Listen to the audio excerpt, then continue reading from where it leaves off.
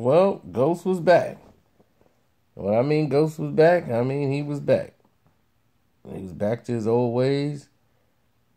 He was back in the suit, back in truth, back where normalcy for him. As this is The Power, Season 5, Episode 6. I mean, Season 5. I'm already a season ahead. Season 4, Episode 6, New Man. This is the recap. Ghost is back home. For the first time all season, he's back right where he belongs. He's hitting all the switches in the clubs. James St. Patrick is back where he belongs. His whole nightclub scene. That's what he want to do. Have nightclubs. Let them run.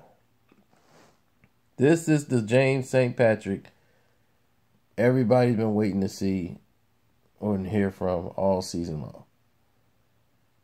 See ghosts, be ghosts. Now we start to see Tasha be Tasha in this episode as well. Also, as things start to develop and start taking their toll. As we see Jukebox comes in the scene and makes plans to go forward with the kidnapping Tyreek to get the money from Ghost. But Ghost don't have any money. But she sends Kanan to go pick up Ghost and get the money and bring him there, and they're going to kill them both. This was her well thought out plan. So here's the fallout from all of these events that took place on the show. Plus, there's a development that's going on with Julio and Dre. Dre seems to be covering every spot as far as playing every side and have everybody on the string. From Kanan to Ghost to Tommy to Cristobal. Anybody he comes in and play with, Dre has them all on a string. And just as I said, this is going to cause confusion. And basically, this is the type of person Dre is, that's Nori. They're the same type of energy. They just friends with everybody. But they friends with no one. Really. Well, Jukebox is not playing. She's cold. She's heartless. And babysitting ain't her forte. She wants to get that money and do this hit. That's all she knows is the business. And taking care of it. And exacting revenge. She feeds off of it. And that's part of her curse. Lala starts to unravel as Tasha's trying to tell her things can go back to normal right now. But she just wants things to stop right now. She just wants to go back to her beauty shop. Period. And running her shop. That's all she wants. And Tasha's trying to inform her, just chill. Things will be back to normal soon. But she's really upset because she hasn't heard from Tommy. Dre lies, of course, about the Kanan situation. But he knows that Julio didn't tell Tommy yet about the Kanan situation, but he always has an answer for something. That's one thing about Dre. From him being a little street hustler, he knows how to lie his way out of stuff. And there is Julio, who gets convinced to not check in with Tommy on the situation, but to go ahead and do it, listening to the manipulative Dre. Now, Dre, when he first came on the scene, he was a ruthless street kid who was doing hits for people. People seen him in a suit too much, and they forgot that he's somebody who has actually killed. Dre's going to protect his daughter. Now, Dre is under Kanan. He fears Kanan. But not really. He knows he can control and manipulate Kanan because he knows what Kanan's motivations are. Greed, money, want to get to the top, want to get to the spot, and want to do everything else. Dre will make a play to try to take him out too. Dre is on a mission to be the number one man.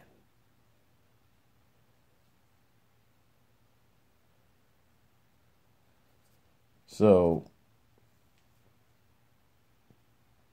we're going to see how this plays out. But everything seems to be going as I predicted as far as the way the navigation is going with Dre. Well, Tasha, for the first time in this whole show, finally showed some grit and reminded us of the old Tasha from season 1, where she was actually something of use. Besides being the little puppy that's left behind has she been for the past season and a half. She's always been late to the party. Now she shows her worth as she did in the first season. This is by far her best episode in a very long time. Now she's back to being the Tasha that she was, who was ruthless. And look, I know we needed the money. I had to do what I had to do outside of here.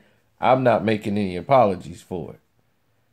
But I don't know if I could trust you. You don't know if you could trust me. But hey, we in this together. I know you smart enough to outsmart that guy anyway. So you'll figure out an angle. She's right. He's Ghost. That's what he does best. Is outthink him. So she's like, look, he want to give us this bread. We need it right now. Let's take it. But like Ghost is saying, we already got the money. We already needed the money. Had the money. That $2 million something we got from the insurance was enough. What did you need to buy that we needed that extra money? So that is sketchy. That's something to look into. As Dre sits there and works with Cristobal to try to work on a plan to get Julio killed and taken out the game.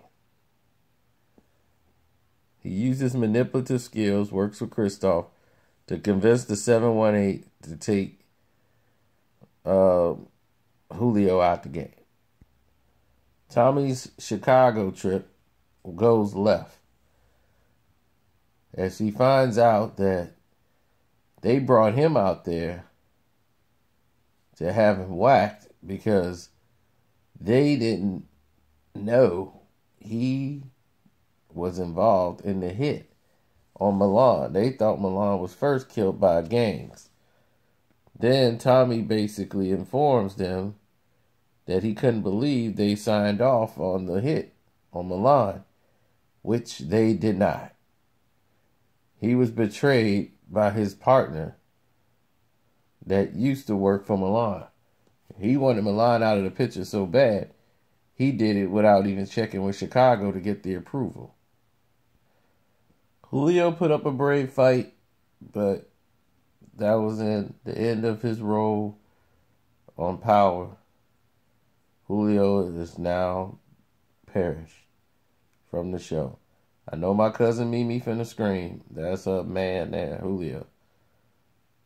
But he wasn't a good distro anyway. Well, plans have changed as they got him on the scene as well to try to plead his case as to who and what did what. With Tommy's life in the balance, they made a decision. She, by reading Tommy's face, realized that Tatiana realized that Tommy is telling the truth and that other guy is a lying piece of snot, Patal. And he got his brains blowed out. That's what he deserves. And for the first time since Ghost left him in that warehouse in season 2 of Power, Kanan and Ghost see each other face to face as Kanan catches Ghost slipping, grabs him, and now they're going to take him to Jukebox.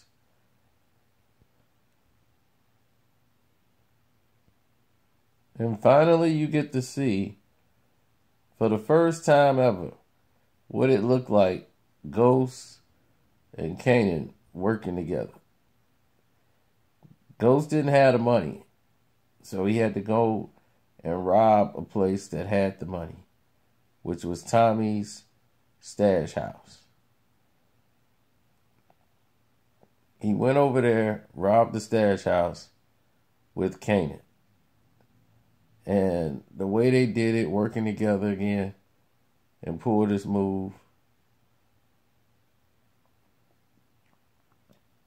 it kind of looked like what they used to do back in the day when they were working together, when Kanan taught them how to do all these things.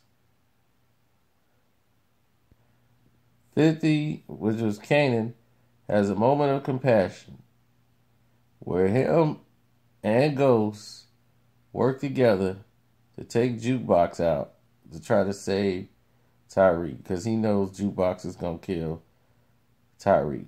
He don't care nothing about Ghost, but he loves Tyreek. And he can't see nothing happen to him. He done grown real close to Tyreek, as if it was his own son. He can't let him go. He can't let him just get taken out.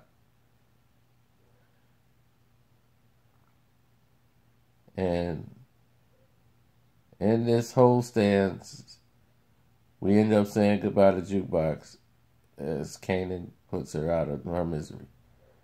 Now, Tommy, who goes and thinks of Holly as he almost dies, takes out her aunt and her uncle who used to molest her while he stops in Cleveland, beats him to death with a bat, so he feels like he's justified something for Holly. Now, they're going to return to chaos. It's too much going on now, as Dre is probably going to end up getting promoted, as they're going to blame Cristobal for taking out Julio. So as he gets promoted, they're eventually going to form up an army and try to take Tommy out of the business. You can see that's where it's going. Ghost is going to be working with Tommy now. But the prosecution is still not done with Ghost. They still want to try to get something going, as Angela's probably finna crack down on Sandoval. But so far the series is playing out a little bit. Like I said, it was some twists. You know, I thought Tyreek was probably going to die.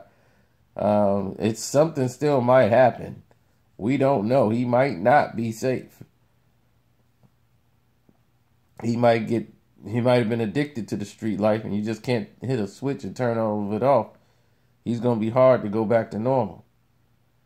But that's my recap of this series. We'll get into the probables later on in the week.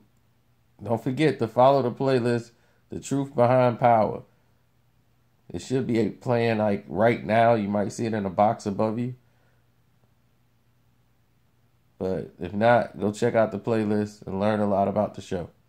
I'm out.